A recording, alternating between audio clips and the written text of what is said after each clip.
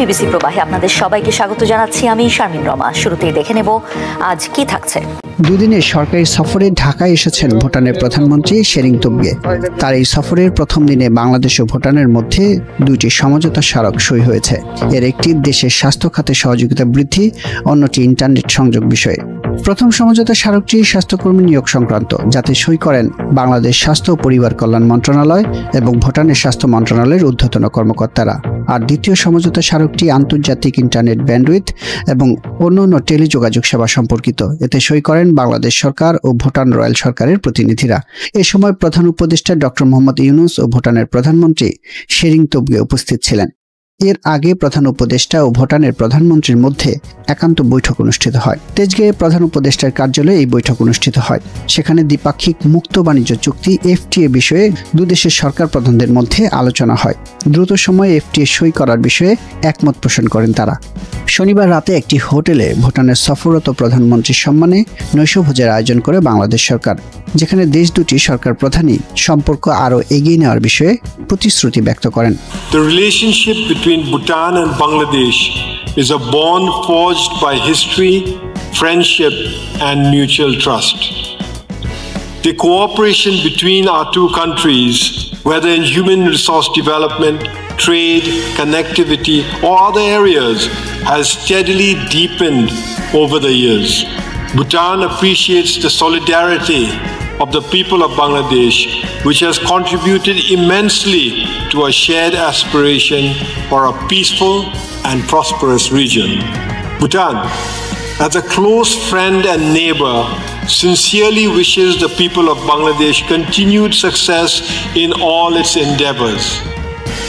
We hold deep admiration for the resilience and determination of the Bangladeshi people and remain confident that Bangladesh will continue to achieve remarkable progress in the years ahead. I am confident that our relationship will continue to flourish in the years to come. Today, we celebrate our past achievements and look forward with optimism and determination to the future. Together, we are poised to embark on new chapters of cooperation, innovation, and progress. Our two nations are also bonded by our common values, a commitment to human dignity, collective good, and well-being of our people.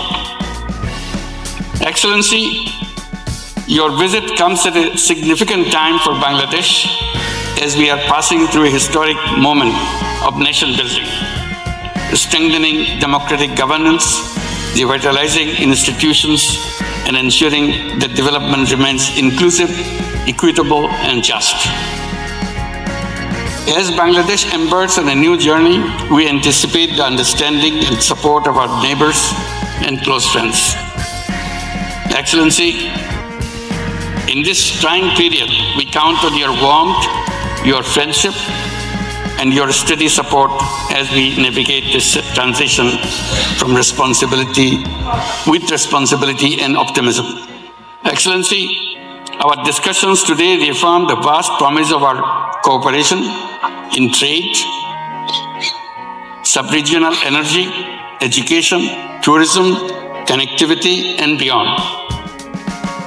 We are confident that our efforts and discussions today will make inroads for elevating our partnership for the benefit of both of our peoples. However much untapped potential still remains to be realized, let us make the most of it. এর আগে দুপুরে ভুটানের প্রধানমন্ত্রীর সঙ্গে সাক্ষাৎ করেন বাংলাদেশের পররাষ্ট্র উপদেষ্টা এম তৌহিদ হোসেন এবং বাণিজ্য উপদেষ্টা শেখ বশিরউদ্দিন। বাংলাদেশে এত ঘন ঘন ভূমিকম্প কেন হচ্ছে? ছোট ভূমিকম্পগুলো কিসের ইঙ্গিত দিচ্ছে?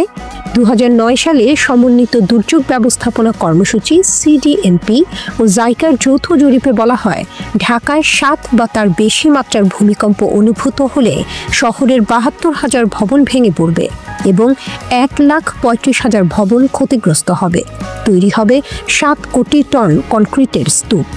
শুক্রবার সকাল থেকে শুরু করে শনিবার সন্ধ্যা পর্যন্ত এই ধারাবাহিক কম্পন ভূতাত্ত্বিক বিশেষজ্ঞদের কাছে নতুন সতর্কবার্তা। বাংলাদেশ বড় ধরনের ভূমিকম্পের উচ্চ ঝুঁকিতে রয়েছে। রাজধানী ঢাকার কাছে নরসিংদীর মাধবদীতে শুক্রবার যে ভূমিকম্পের উৎপত্তি হয়েছিল তাতে কেঁপে উঠেছিল রাজধানী ঢাকা সহ সারা দেশ, এবং ভূমিকম্পের জেরে এখন পর্যন্ত মারা গেছে অন্তত 10 জন আর আহত হয়েছে 500-র বেশি মানুষ। রিখটার স্কেলে 5.7 বলছে বাংলাদেশের আবহাওয়া অফিসের সিসমিক অবজারভেটরি ও রিসার্চ সেন্টার, আর যুক্তরাষ্ট্র বলছে রিখটার স্কেলে ভূমিকম্পের মাত্রা ছিল 5.5। 5.7 থেকে যদি 6 মাত্রার ভূমিকম্প হয় মহাপ্রলয় হবে ঢাকায় এবং দেশের অনেক জায়গায়। ভূমিকম্পে ভবন ধসিত, মানুষ মারা যাবেই, প্রধান বিপদ আসবে আগুন থেকে। সারা শহরের এখানে ওখানে আগুন জ্বলে উঠবে। শুক্রবার সকাল 10:38 কয়েক সেকেন্ড স্থায়ী ভূমিকম্পটিকে স্মরণকালের মধ্যে সবচেয়ে ভয়াবহ ভূমিকম্প হিসেবে বর্ণনা করেছে বাংলাদেশের আবহাওয়া বিভাগও। 2 দিনে 4 দফা ভূমিকম্পের ঝাঁকুনির পর আতঙ্কিত ঢাকা পলিটেকনিক ইনস্টিটিউটের জরাজীর্ণ লতিফ ছাত্রাবাস ধসে পড়তে পারে এমন শঙ্কায় সড়কে রাত কাটানোর সিদ্ধান্ত নেয় শিক্ষার্থীরা। প্রথমে একদিনের জন্য ক্লাস ও পরীক্ষা স্থগিতের সিদ্ধান্ত হলেও ভূমিকম্প নিয়ে আতঙ্কের মধ্যে থাকা শিক্ষার্থীদের কথা বিবেচনায় ঢাকা বিশ্ববিদ্যালয়ে 15 দিনের ছুটি ঘোষণা করা হয়েছে। দেশ জুড়ে আতঙ্ক বিরাজ করছে। বিশেষজ্ঞদের মতে এত ছোট ও মাঝারি মাত্রার ভূমিকম্পগুলো একটি বড় ভূমিকম্পের পূর্বাভাস। ভূতাত্ত্বিকরা দীর্ঘদিন ধরেই সতর্ক করে আসছেন যে বাংলাদেশ একটি সক্রিয় প্লেট সীমান্তে অবস্থান করছে, যেখানে যে কোনো সময় বড় ধরনের কম্পন ঘটতে পারে। বিশেষজ্ঞ মত অনুযায়ী বাংলাদেশে বড় ধরনের ভূমিকম্পের প্রধান উৎস দুটো। এর একটি হলো ডাউকি ফল্ট, যা ভারতের শিলং মালভূমির পাদদেশে বাংলাদেশের ময়মনসিংহ, জামালগঞ্জ, সিলেট অঞ্চলে বিস্তৃত, যা প্রায় 350 কিলোমিটার দীর্ঘ। আরেকটি হলো সিলেট থেকে চট্টগ্রাম, পার্বত্য চট্টগ্রাম, টেকনাফ পর্যন্ত, যা সব মিলিয়ে ইন্দোনেশিয়ার সুমাত্রা পর্যন্ত বিস্তৃত। এই উৎসটিকে খুব ভয়ঙ্কর বলে মনে করেন বিশেষজ্ঞরা। ভূমিকম্প বিশেষজ্ঞদের মতে 2 প্লেটের সংযোগস্থলে শক্তি সঞ্চয় হচ্ছে 800 বছরের বেশি সময় ধরে। সেখানে 8.2 থেকে 9 মাত্রার ভূকম্পন তৈরির মতো শক্তি জমা হয়ে আছে বলে বলছেন ঢাকা বিশ্ববিদ্যালয়ের ভূতত্ত্ব বিভাগের সাবেক অধ্যাপক ও ভূমিকম্প বিশেষজ্ঞ সৈয়দ হুমায়ুন আখতার। তিনি জানিয়েছেন এটা বের হবেই। মাধবদীর ভূমিকম্পের কারণে এখন সামনে সহজেই সেই শক্তি বের হয়ে আসতে পারে, আর সেটি হলে আমাদের ঢাকা নগরের একটি মৃত্যুপুরী হয়ে ওঠার আশঙ্কা আছে। সে কারণে আর অবহেলা না করে দ্রুত কার্যকর পদক্ষেপ নেওয়া উচিত। সৈয়দ হুমায়ুন আখতার বলছেন, মাধবদীর ভূমিকম্প দেখাচ্ছে বড় শক্তি বেরিয়ে আসার পথ খুলছে। এখনই কার্যকর পদক্ষেপ না নিলে ঢাকা মৃত্যুপুরীতে পরিণত হতে পারে। এতদিন ঘরের খেয়ে বনের মোষ তাড়িয়েছে যুক্তরাষ্ট্র। রাশিয়ার বিপক্ষে যুদ্ধে ইউক্রেনের পেছনে ঢেলেছে কারি কারি অর্থ, তবুও টলানো যায়নি ভ্লাদিমির পুতিনকে। উল্টো দিন দিনই বাড়ছে যুদ্ধের খরচ। কিন্তু এভাবে আর কতদিন? এবার তাই বেঁকে বসেছেন মার্কিন প্রেসিডেন্ট ডোনাল্ড ট্রাম্প। ইউক্রেন যুদ্ধ বন্ধে ঘোষণা দিয়েছেন 28 দফা শান্তি চুক্তির, বেঁধে দিয়েছেন সময়। 27 নভেম্বরের মধ্যে ইউক্রেন সেই চুক্তি না মানলেই বন্ধ হয়ে যাবে মার্কিন সহায়তা। ট্রাম্পের এমন হুঙ্কারে বেকায়দায় ইউক্রেনের প্রেসিডেন্ট ভলোদিমির জেলেনস্কি ও তার ইউরোপীয় মিত্ররা। দক্ষিণ আফ্রিকায় শুরু হওয়া G20 সম্মেলনে এ ব্যাপারে জরুরি বৈঠক করেছেন তারা।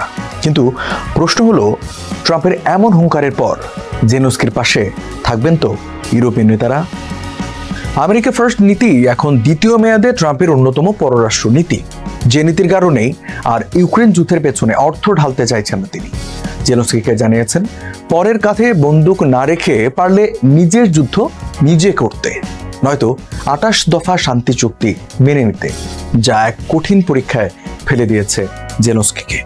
এই অবস্থায় তিনি বলেন, আমরা এখন ইতিহাসের এক কঠিন মুহূর্তে আছি। ইউক্রেনের উপর চাপ এখন যে কোনো সময়ের চেয়ে বেশি। ইউক্রেন এখন এক কঠিন সিদ্ধান্তের মুখোমুখি। আমাদের হয়তো সম্মান হারাতে হবে, অথবা যুক্তরাষ্ট্রের মতো একটি গুরুত্বপূর্ণ বন্ধু হারাতে হবে। এমন পরিস্থিতিতে G20 সম্মেলনে ট্রাম্পের শান্তি পরিকল্পনা নিয়ে আলোচনা করতে ইউরোপীয় নেতাদের সঙ্গে ফোনে কথা বলেছেন জেলেনস্কি।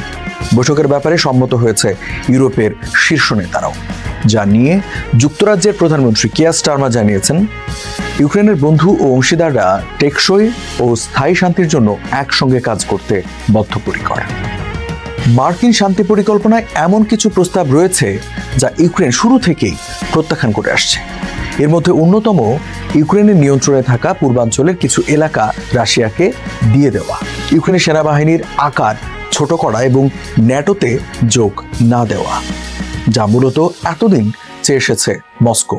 অর্থাৎ এখন অনেকটা পুতিনের হয়েই কথা বলছেন ট্রাম্প, যার পেছনে ট্রাম্পের যুক্তি ইউক্রেন অল্প সময়ের মধ্যে আরও কিছু এলাকা রাশিয়ার কাছে হারাবে এবং জেলেনস্কিকে শেষ পর্যন্ত এই পরিকল্পনা অনুমোদন করতেই হবে। অর্থাৎ আরও ভূমি না হারাতে চাইলে দ্রুত এই চুক্তি মেনে নেওয়াই হবে জেলেনস্কির জন্য বুদ্ধিমানের কাজ। অথচ যুদ্ধের শুরু থেকেই নিজেদের ভূমি ছাড় না দেওয়ার ব্যাপারে অনড় অবস্থানে জেলেনস্কি ও ইউরোপীয় মিত্ররা। স্বাভাবিকভাবেই তাই ট্রাম্পের শান্তি পরিকল্পনা নিয়ে উদ্বেগ প্রকাশ করেছে ইউরোপ। তাদের ভাষ্য, পরিকল্পনাটি মস্কোর পক্ষে যাচ্ছে। ইইউ এর পররাষ্ট্রনীতি প্রধান কায়া কালাস বলেছেন, এটি অত্যন্ত বিপজ্জনক মুহূর্ত। আমরা সবাই চাই যুদ্ধ শেষ হোক, কিন্তু কিভাবে শেষ হবে সেটি গুরুত্বপূর্ণ। রাশিয়ার কোনো আইনি অধিকার নেই অন্য কোনো দেশের কাছ থেকে ছাড় দাবি করার। শেষ পর্যন্ত কি শর্তে শান্তি প্রতিষ্ঠা হবে তা ঠিক করবে ইউক্রেনই। অন্যদিকে স্টারমার বলেছেন, ইউরোপের নেতারা টেবিলে থাকা বর্তমান প্রস্তাব নিয়ে আলোচনা করবে এবং প্রেসিডেন্ট ট্রাম্পের শান্তি প্রতিষ্ঠার চেষ্টাকে সমর্থন করে পরবর্তী ধাপের জন্য পরিকল্পনাকে আরও শক্তিশালী করার পথ খুঁজবে। ট্রাম্পের শান্তি আলোচনা নিয়ে স্বাভাবিকভাবেই খুশি নন জেলেনস্কি। জানিয়ে তিনি বলেন, ইউক্রেনকে দুর্বল করা বা বিভক্ত করার জন্য প্রচুর চাপ আসবে, তবে আমরা উচ্চস্বরে কিছু বলছি না। আমরা শান্তভাবে আমেরিকা ও সব অংশীদারদের সঙ্গে কাজ করব এবং এই পরিকল্পনার বিকল্প তুলে ধরব। এদিকে ইউক্রেনকে বাদ দিয়ে শান্তি পরিকল্পনা তৈরি করেছে ওয়াশিংটন। ইউরোপের এমন অভিযোগ সত্য নয় বলে দাবি করেছে হোয়াইট হাউস। তারা জানিয়েছে, ইউক্রেনের শীর্ষ নিরাপত্তা কর্মকর্তা রাস্তেম উমেরভের সঙ্গে আলোচনা করেই পরিকল্পনাটি করা হয়েছে এবং তিনি অধিকাংশ শর্তে সম্মত হয়েছেন। অন্যদিকে ট্রাম্পের শান্তি পরিকল্পনাকে স্বাগত জানিয়েছেন পুতিন। শান্তি চুক্তি নিয়ে পুতিন বলেন, এটি সমঝোতার ভিত্তি হিসেবে বিবেচনা করা যেতে পারে, যদিও বিস্তারিত শর্ত নিয়ে আলোচনার সময় এখনো আসেনি। তবে রাশিয়া নমনীয়তা দেখাতে প্রস্তুত, প্রয়োজনে যুদ্ধ চালিয়ে যেতেও প্রস্তুত। এদিকে মার্কিন পরিকল্পনা নিয়ে উদ্বেগ প্রকাশ করে G20 শীর্ষ সম্মেলনে এক যৌথ বিবৃতিতে স্বাক্ষর করেছেন Canada, Finland, France, Ireland, Italy, Japan, Netherlands, Spain, যুক্তরাজ্য, জার্মানি, নরওয়ে ও ইইউ এর 2 শীর্ষ কর্মকর্তা। যেখানে বলা হয়েছে, ভবিষ্যতে টেকসই শান্তি নিশ্চিতে আমরা এই চুক্তিতে জড়িত হতে প্রস্তুত। আমরা এই নীতিতে অটল যে বল প্রয়োগের মাধ্যমে সীমান্ত পরিবর্তন করা উচিত নয়। ইউক্রেনের সশস্ত্র বাহিনীর উপর প্রস্তাবিত সীমাবদ্ধতা নিয়েও আমরা উদ্বিগ্ন, যা ইউক্রেনকে ভবিষ্যতে আক্রমণের ঝুঁকিতে ফেলবে। রুশ সেনারা প্রতিদিনই একটু একটু করে সামনের দিকে অগ্রসর হচ্ছে। ক্ষয়ক্ষতি হলেও ইউক্রেনের নিয়ন্ত্রণ প্রতিষ্ঠার ব্যাপারে অনড় অবস্থানে মস্কো। অন্যদিকে রাশিয়ার বিপক্ষে যুদ্ধে মার্কিন অস্ত্রের ওপর অনেকাংশে নির্ভরশীল কিয়েভ, বিশেষ করে বিমান প্রতিরক্ষা ব্যবস্থা। এছাড়াও মার্কিন গোয়েন্দা তথ্যের ওপর নির্ভর করতে হয় ইউক্রেনকে। অর্থাৎ অন্যের কাঁধে বন্দুক রেখে রাশিয়ার সঙ্গে যুদ্ধ করছেন জেলেনস্কি। সেই সঙ্গে প্রতিনিয়ত যুক্তরাষ্ট্রকে নতুন নতুন যুদ্ধাস্ত্র সরবরাহ ও রাশিয়ার উপর নিষেধাজ্ঞা আরোপ করতে অনুরোধ করছে। তবে এসবে যে কাজ হয় না তা এতদিনে বুঝে গেছে ওয়াশিংটন। যা নিয়ে মার্কিন ভাইস প্রেসিডেন্ট জেডি ভেন্সের ভাষ্য, আরও অর্থ, আরও অস্ত্র বা নিষেধাজ্ঞা দিলেও জয় পাওয়া যাবে, এটা ভাবা এক ধরনের কল্পনা। 2022 সালে ইউক্রেনে রাশিয়ার হামলা শুরুর পর পশ্চিমা মিত্রদের সাথে নিয়ে রাশিয়াকে মোকাবেলা করে গেছেন ইউক্রেনের প্রেসিডেন্ট ভলোদিমির জেলেনস্কি। ইউরোপিয়ানদের পাশাপাশি প্রত্যক্ষ এবং পরোক্ষভাবে ইউক্রেনকে সহায়তা করে গেছে মার্কিন যুক্তরাষ্ট্র। কিন্তু প্রেসিডেন্ট ট্রাম্প এখন জেলেনস্কিকে চাপ দিচ্ছেন যুদ্ধ বন্ধ করতে, কারণ ট্রাম্প জানেন আমেরিকার সহায়তা ছাড়া যুদ্ধ চালিয়ে যাওয়া কঠিন হবে জেলেনস্কির জন্য। এটি ইউক্রেনের ইতিহাসের সবচেয়ে কঠিন একটি সময়। আমাদের উপর এখন সর্বোচ্চ চাপ দেওয়া হচ্ছে। আমরা এখন এমন একটি অবস্থায় দাঁড়িয়ে আছি, হয় আমাদের সম্মান বিসর্জন দিতে হবে অথবা আমাদের প্রভাবশালী বন্ধুকে ত্যাগ করতে হবে। ইতিমধ্যে আমেরিকার পক্ষ থেকে প্রেসিডেন্ট জেলেনস্কির সামনে 28 দফা শান্তি পরিকল্পনা উপস্থাপন করা হয়েছে এবং তাকে এগুলো মেনে নিতে আলটিমেটামও দেওয়া হয়েছে। শান্তি পরিকল্পনা প্রস্তাবে বলা হয়েছে, ইউক্রেনের ডনবাস অঞ্চলটি রাশিয়ার নিয়ন্ত্রণে ছেড়ে দিতে হবে। ইউক্রেনের সামরিক বাহিনীর আকার ছোট করতে হবে এবং তারা ন্যাটোর সদস্য হতে পারবে না। অন্যদিকে রাশিয়া ইউক্রেনের অবকাঠামো নির্মাণে আর্থিক সহায়তা করবে। এই শান্তি পরিকল্পনার বিষয়ে এক সপ্তাহের মধ্যেই জেলেনস্কিকে সিদ্ধান্ত জানাতে হবে। তাকে অবশ্যই এটা মেনে নিতে হবে, অন্যথায় তার যুদ্ধ তাকেই চালিয়ে যেতে হবে। আসলে বাস্তবতা মেনে নিতে হবে। কিছুদিন আগেও আমি তাকে ওভাল অফিসে বলেছি, তোমার সেই শক্তি নেই। ট্রাম্পের এই প্রস্তাবে শুধু জেলেনস্কি নয়, অস্বস্তিতে পড়েছেন ইউরোপীয় নেতারাও। ধারণা করা হচ্ছে তারাও প্রেসিডেন্ট ট্রাম্পের শান্তি পরিকল্পনা প্রস্তাব পছন্দ করছে না। তবে তারা ট্রাম্পকে ইউক্রেন ইস্যুতে কোণঠাসাও করতে চান না। যেমন যুক্তরাজ্য বলছে এই শান্তি প্রস্তাবের কিছু ইতিবাচক দিকও রয়েছে। I think it is important to say that one of the elements in the 28-point plan 28 দফা শান্তি প্রস্তাবের 5 নম্বরে আমেরিকা ইউক্রেনের নিরাপত্তা নিশ্চয়তা দেবে বলেছে। আমার মনে হয় এটাই সবচেয়ে গুরুত্বপূর্ণ।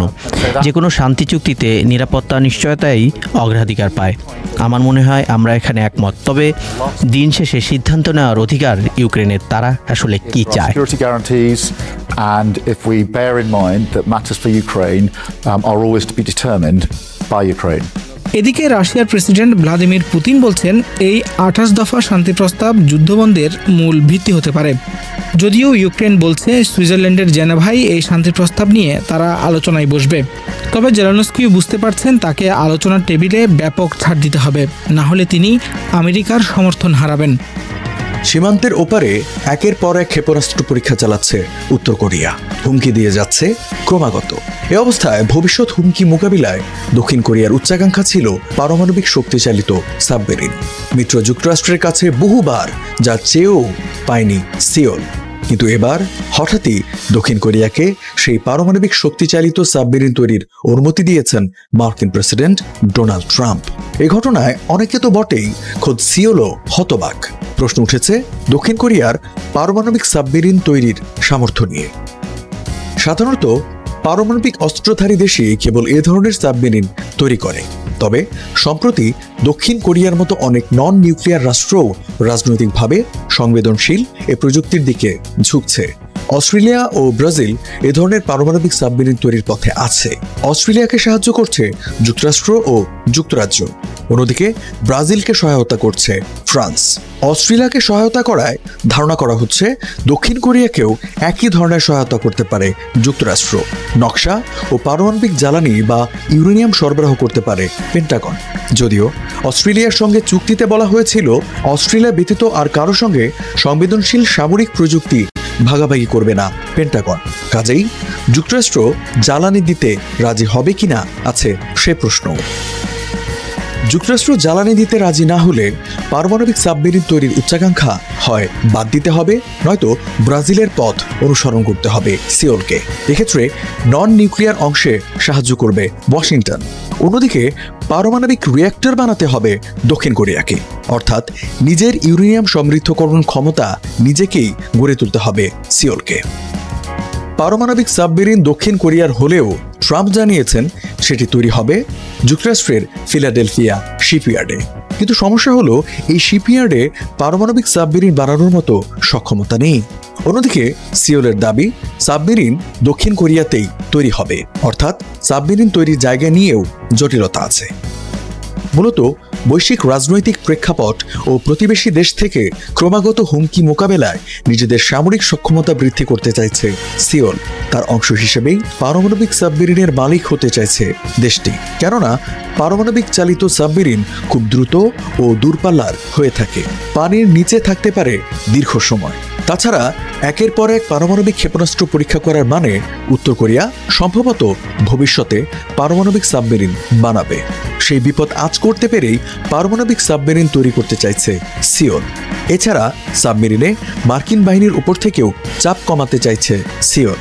এর বাইরে আরেকটি কারণ হলো দেশটির জনগণের একটা বড় অংশের চাওয়া দক্ষিণ কোরিয়া পারমাণবিক অস্ত্র তৈরি করুক। তাছাড়া পারমাণবিক চালিত সাবমেরিন এখন সিওলের মর্যাদার লড়াইও।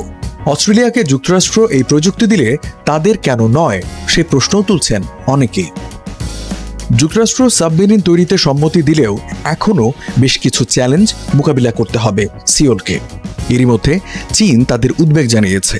মার্কিন মিত্র জাপানও এই প্রযুক্তির দাবি তোলা শুরু করেছে। অন্যদিকে যুক্তরাষ্ট্রের কেউ কেউ মনে করছেন ওয়াশিংটনকে হয়তো আগের মতো ভরসা করতে পারছে না সিওল। সে কারণে নিজেরাই নিজেদের রক্ষা করতে পারমাণবিক সাবমেরিন তৈরি করতে চাইছে তারা। এর বাইরে আছে কিছু আইনি ও রাজনৈতিক জটিলতাও, যেমনটি মোকাবিলা করতে হয়েছে অস্ট্রেলিয়া ও ব্রাজিলকে। আন্তর্জাতিক পরমাণু শক্তি সংস্থা বা IAEA এর সঙ্গে বসে বিশেষ সেফগার্ড ব্যবস্থা করতে হবে, সামাল দিতে হবে আন্তর্জাতিক সমালোচনাও। কেননা অনেক দেশই এ নিয়ে আপত্তি জানাবে, অভিযোগ করবে দক্ষিণ কোরিয়া গোপনে পারমাণবিক বোমা তৈরির ক্ষমতা বাড়ানোর চেষ্টা করছে। এসব সামলে শেষ পর্যন্ত পারমাণবিক সাবমেরিন তৈরির পথে হাঁটবে কিনা সিওল, সেই সিদ্ধান্ত নিতে হবে সিওলকেই। দুবাই এয়ার শোতে দক্ষতা দেখাতে গিয়ে ভেঙে পড়ল ভারতের গর্ব তেজস যুদ্ধ বিমান। নিয়ন্ত্রণ হারিয়ে বিধ্বস্ত হওয়া এই বিমান ও পাইলটের মৃত্যু দেশটির বিমান শিল্পের ভাবমূর্তিকে আঘাত করেছে। প্রশ্ন উঠছে তেজসের নিরাপত্তা নিয়েও। দুবাই এয়ার শো বিশ্বের অন্যতম বড় বিমান বাজার। হঠাৎ দর্শকে ঠাসা মঞ্চের সামনেই ঘটে বিপর্যয়। নিজেদের তৈরি যুদ্ধবিমান তেজস প্রদর্শন করতে গিয়ে বড় ধাক্কা খেয়েছে ভারত। আল মাকতুম আন্তর্জাতিক বিমানবন্দরের ট্যাক্সিং এলাকায় হঠাৎ নিয়ন্ত্রণ হারিয়ে নিচে আছড়ে পড়ে বিমানটি। মুহূর্তেই আগুন ঘিরে ফেলে বিমানটিকে, কালো ধোঁয়ায় ঢেকে যায় পুরো এলাকা। প্রাণ হারান ভারতীয় বিমান বাহিনীর উইং কমান্ডার নমনশ সায়ালের। মাত্র 2 বছর আগেও আরেকটি তেজস রাজস্থানে মহড়ার সময় বিধ্বস্ত হয়েছিল। এবারও কারণ প্রায় একই, কম উচ্চতায় নেগেটিভ জি টার্ন করতে গিয়ে বিমানটি নিয়ন্ত্রণ হারায়। হিন্দুস্তান অ্যারোনটিক্স লিমিটেডের তৈরি তেজস ভারতীয় বিমান বাহিনীর অন্যতম গুরুত্বপূর্ণ মাল্টি রোল যুদ্ধবিমান। আকাশ থেকে আকাশ এবং আকাশ থেকে ভূমি দুই ক্ষেত্রেই আঘাত হানতে সক্ষম। সুখোইয়ের মতো অস্ত্র বহন ক্ষমতা, রাডার ফাঁকি দেওয়ার প্রযুক্তি আর কম দাম, ক্রেতা আকর্ষণের সব ক্ষমতাই ছিল এই বিমানটির। শেষমেশ প্রমাণ হলো যথেষ্ট নিরাপদ নয় ভারতের তেজস। অথচ আন্তর্জাতিক ক্রেতাদের দৃষ্টি আকর্ষণই ছিল দুবাই এয়ার শোতে এই প্রদর্শনের লক্ষ্য। কিন্তু এখন পরিস্থিতি উল্টো। কেবল বাজারই নয়, ভারতের সামরিক ভাবমূর্তিতেও আঘাত লাগলো এই বিপর্যয়ে। এর আগে পাকিস্তান দাবি করেছিল মে মাসে সংঘাতকালে তারা ভারতীয় অন্তত 5টি যুদ্ধবিমান ভূপাতিত করেছে। শুরুতে অস্বীকার করলেও পরে ভারতের এক জ্যেষ্ঠ সেনা কর্মকর্তা সেই দাবি আংশিকভাবে স্বীকার করেছিলেন। নিহত পাইলট নমন সায়াল জাতীয় প্রতিরক্ষা একাডেমি থেকে উত্তীর্ণ হয়ে যোগ দিয়েছিলেন বিমান বাহিনীতে। মেধা, সাহস, সততার জন্য পরিচিত ছিলেন এই পাইলট। তার মৃত্যুতে শোকে মুহ্যমান পরিবার। ভারত 97টি তেজস যুদ্ধবিমান কেনার জন্য হ্যালের সঙ্গে চুক্তি করেছে, কিন্তু পরপর 2টি দুর্ঘটনা প্রকল্পের নিরাপত্তা, মান নিয়ন্ত্রণ ও আন্তর্জাতিক বাজারে প্রতিযোগিতা সবকিছুতেই বড় প্রশ্ন তুলে দিয়েছে। ভেনেজুয়েলাকে কেন্দ্র করে নতুন সামরিক অভিযানের প্রস্তুতি নিচ্ছে যুক্তরাষ্ট্র, এমন তথ্য জানিয়েছে মার্কিন কর্মকর্তারা। প্রেসিডেন্ট ট্রাম্প প্রশাসনের দাবি নিকোলাস মাদুরো অবৈধ মাদক সরবরাহে জড়িত, যে কোনো মূল্যে তাকে হটাতে চায় যুক্তরাষ্ট্র। এদিকে যুক্তরাষ্ট্রের হুঁশিয়ারির পর ভেনেজুয়েলার পথে ফ্লাইট বাতিলের হিড়িক পড়েছে। ভেনেজুয়েলাকে ঘিরে উত্তপ্ত হয়ে উঠছে যুক্তরাষ্ট্র ক্যারিবীয় রাজনীতি। রয়টার্সকে 4 মার্কিন কর্মকর্তা জানিয়েছেন ট্রাম্প প্রশাসন ভেনেজুয়েলায় নতুন ধরনের সামরিক অভিযান শুরু করার প্রস্তুতি নিচ্ছে। যদিও অভিযানের সময় বা পরিধি এখনও নিশ্চিত নয়, তবে এর নেপথ্যে রয়েছে মাদুরো সরকারের বিরুদ্ধে যুক্তরাষ্ট্রের গুরুতর অভিযোগ। ওয়াশিংটন মনে করে অবৈধ মাদক যুক্তরাষ্ট্রে পাচারে নাকি ভূমিকা রাখছেন নিকোলাস মাদুরো। তবে এসব অভিযোগ সরাসরি অস্বীকার করেছেন ভেনেজুয়েলার প্রেসিডেন্ট। 2013 সাল থেকে ক্ষমতায় থাকা মাদুরো বরাবরই অভিযোগ করে আসছেন ট্রাম্প তাকে ক্ষমতা থেকে সরাতে চান, কিন্তু ভেনেজুয়েলার জনগণ ও সামরিক বাহিনী তা প্রতিরোধ করবে। এরই মধ্যে ক্যারিবীয় অঞ্চলে কয়েক মাস ধরে সামরিক উপস্থিতি বাড়াচ্ছে যুক্তরাষ্ট্র। গোপন সামরিক কার্যক্রমও অনুমোদন করা হয়েছে বলে জানাচ্ছেন মার্কিন কর্মকর্তারা। তাদের মধ্যে 2 জন নাম প্রকাশ না করার শর্তে বলেছেন অভিযানের প্রথম ধাপ হতে পারে গোপন সামরিক অপারেশন। হোয়াইট হাউসও ইঙ্গিত দিয়েছে পরিস্থিতি গুরুতর। এক জ্যেষ্ঠ কর্মকর্তা জানিয়েছেন মাদকের প্রবেশ রুখতে প্রয়োজনে যুক্তরাষ্ট্রের সব ক্ষমতা ব্যবহার করবেন প্রেসিডেন্ট ট্রাম্প। মার্কিন ফেডারেল এভিয়েশন অ্যাডমিনিস্ট্রেশন ভেনেজুয়েলার আকাশসীমায় সম্ভাব্য বিপজ্জনক পরিস্থিতি তৈরি হয়েছে বলে ঘোষণা দিয়েছে। এরপরই ব্রাজিল, কলম্বিয়া আর পর্তুগাল দেশটিতে ফ্লাইট বাতিল করেছে। সবাইকে শুভকামনা জানিয়ে আমি শারমিন রমাজ এখানেই বিদায় নিচ্ছি। ভালো থাকবেন।